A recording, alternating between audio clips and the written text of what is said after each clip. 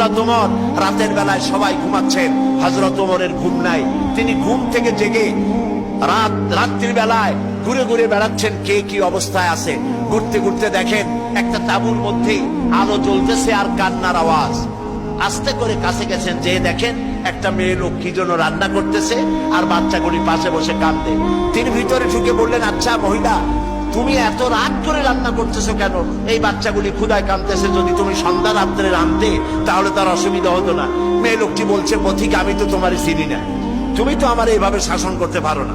এই যে বাচ্চা ছেলেমেয়েগুলি আর আমরা মদিনার লোক না, পার্শ্ববর্তী দেশ থেকে আসছি মদিনা গভর্নমেন্টের কাছ থেকে সাহায্য নেওয়ার জন্য। ভিড়ের কারণে খলিফার কাছে যাইতে পারি নাই। আমার ছেলেগুলি 2-3 দিন না খাওয়া, আর এই যে হাড়ি, ওর মধ্যে কোনো গোশত না, পানি আর পাথর দিয়ে নাড়াচাড়া করতেছি যাতে বাচ্চারা বোঝে যে গোশত রান্না করতেছি। বলেছি যে একটু অপেক্ষা করো, রান্না হইলে খাইতে পারবা। কিন্তু বাচ্চাগুলি এত ক্ষুধার্ত, কোন রকমেই তারা আমার কথা শুনতে চাচ্ছে না, কাঁদতেছে। হযরত ওমর বলেন, এটা শুনে আমার মনে হলো যে আমার পায়ের তলা থেকে মাটি খসে যাচ্ছে।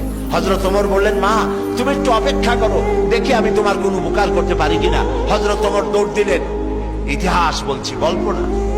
হযরত ওমর বাড়িতে চলে গেলেন। বৃদ্ধ হযরত আসলামকে ডাকলেন, বললেন, আসলাম বস্তা নিয়ে আসো, বাইতুল মালের দরজা খোলো, বস্তার ভিতরে আটা ঢুকাও, পেঁয়াজ ঢুকাও, তরি তরকারি ঢুকাও। ঢুকাবার পরে বললেন, বস্তা বন্দি করে দাও। বস্তা বান্ধা হলো।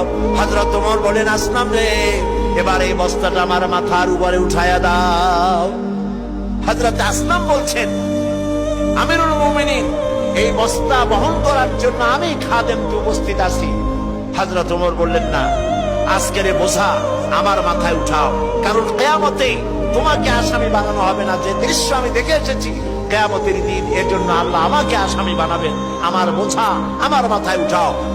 আটার বস্তা মাথায় নিয়ে হযরত ওমর দৌড়তে লাগলেন। অর্ধেকটা পৃথিবীর প্রেসিডেন্ট হযরত ওমর আটার বস্তা মাথায় নিয়ে দৌড়াচ্ছেন। তাঁবুর কাছে গিয়ে বস্তা ফালালেন। বস্তা খুলে আটা বের করে বললেন, মা রুটি বানাও। নিজে তরকারি কুটলেন, রান্না হয়ে গেল। তিনি বললেন, বাচ্চাদের আমি খাওয়াই, তুমি তোমার মতো খাও। 2 বাচ্চা 2 উরুতে নিয়ে হযরত ওমর বাচ্চাদেরকে রুটি খাওয়াচ্ছেন। মহিলাটি লক্ষ্য করে দেখলেন যে হযরত ওমর রাদিয়াল্লাহু তাআলা আনহু বাচ্চাদের খাওয়াচ্ছেন আর তার চোখ দিয়ে পানি পড়তেছে, দাড়ি ভিজে ভিজে পড়ছে। মহিলা বললেন, পথিক তুমি যে কে আমি তো তোমারে চিনি না, তবে আমার মনে হয় এই দেশের বাদশাহ ওমর না হইয়া তোমার মতো মানুষ যদি বাদশাহ হইতো তাহলে আমাদের কপাল বোধে আরো ভালো হইত। হযরত ওমর এই রাতের বেলায় মহিলার কাছে নিজের পরিচয় দিয়ে বাহাবা নিতে চাইলেন না।